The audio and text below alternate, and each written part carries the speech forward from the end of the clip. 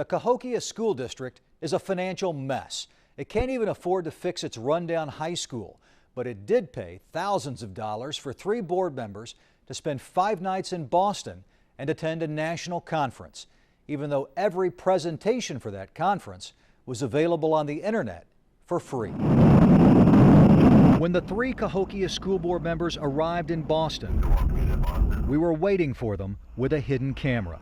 They got there 2 days before the conference even started.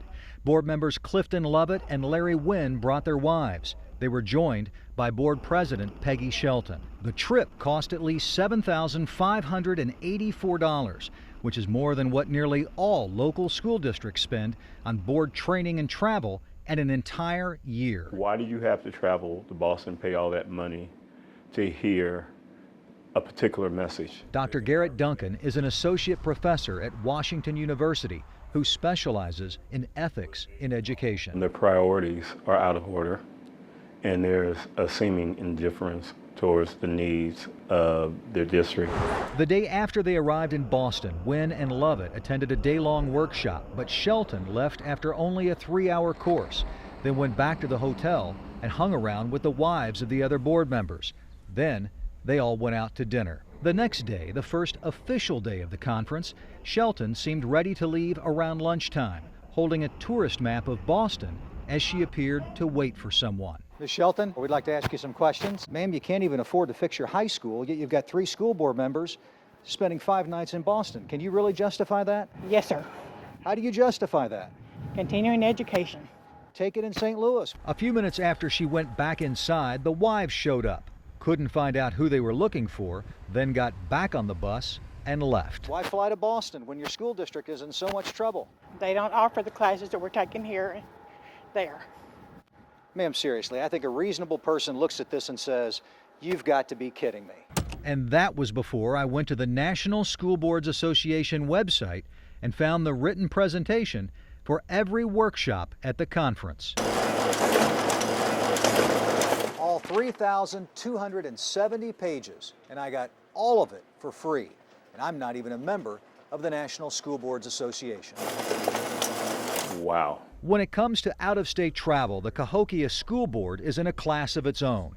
In 2009, 6 board members, including Shelton and Wynn, flew to Las Vegas for a 3-day conference that wasn't even designed for board members.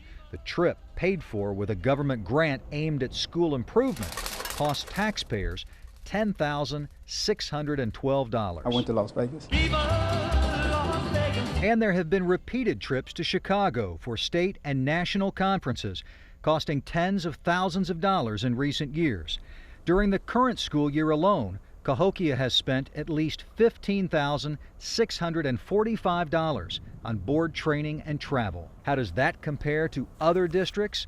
We received records from 23 local districts. Half of them spent less than $3,000 this year.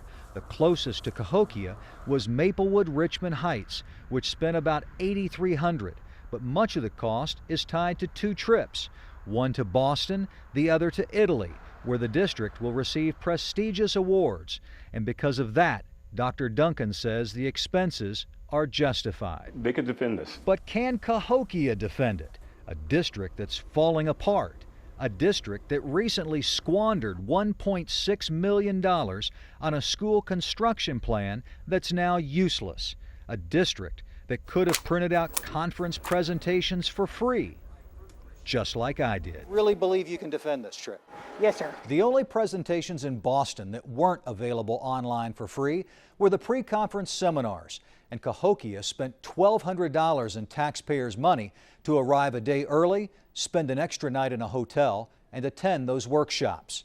So how does Cahokia compare to other school districts, perhaps yours? Just go to our website, KMOV.com, for the answers. Craig Cheatham, News 4.